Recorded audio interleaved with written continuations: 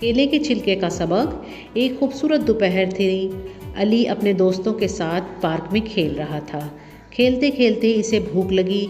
इसकी अम्मी ने इसके लिए केले पैक किए हुए थे। अली ने जल्दी से केले निकाले, छीलना शुरू किया और बिस्मिल्लाह पढ़े बगैर जल्दी जल्दी खाने लगा।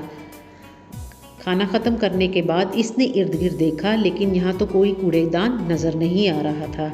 अरे ये छिलका मैं कहाँ फेंकूँ? कोई देख तो नहीं रहा, अली ने सोचा और छिलका ज़मीन पर फेंक दिया।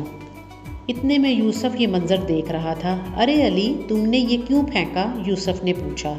अली शर्मिंदा होकर बोला, कूड़ेदान तो दूर था। यूसुफ मुस्कुराया और प्यार से समझाया, क्या तुम्हें याद नहीं कि हमारे प्यारे नबी सल्लल्लाहु अलैहि वसल्लम ने फरमाया है, रास्ते से तकलीफ़देह चीज़ हटाना भी सदका है। इसी वक्त एक बूढ़ा आदमी वहाँ से गुजरा और करीब में किसी और का फेंका हुआ केले का छिलका देखकर स्लिप होने लगा। ओह! अली फ़ौरन दौड़ा और उनका हाथ पकड़ लिया। फिर इसने दोनों केले के छिलके उठाकर करीब के कूड़ेदान में डाल दिए।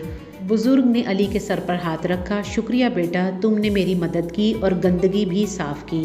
सच्चे मुसलमान यही निशानी है। अली ने आंखों में खुशी के आंसू लिए यूसुफ की तरफ देखा। आज तुमने मुझे एक सबक सिखाया है। अब मैं हमेशा सफाई का ख्याल रखूँगा और बिस्मिल्लाह के कहे बगैर खाना नहीं खाऊँगा। कहानी का सबक। हमेशा खाना खाने से पहले बिस्मिल्लाह कहें।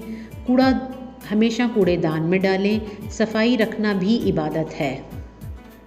प्यारे बच्चों, अगर आपको पार्क में कूड़ेदान ना मिले तो आप क्या करेंगे? अगर आपको आज की कहानी अच्छी लगे, चैनल को लाइक, सब्सक्राइब और शेयर कीजिए ताकि इसी तरह अच्छी कहानियाँ आपको मिल सके। आप सबके देखने का बहुत शुक्रिया।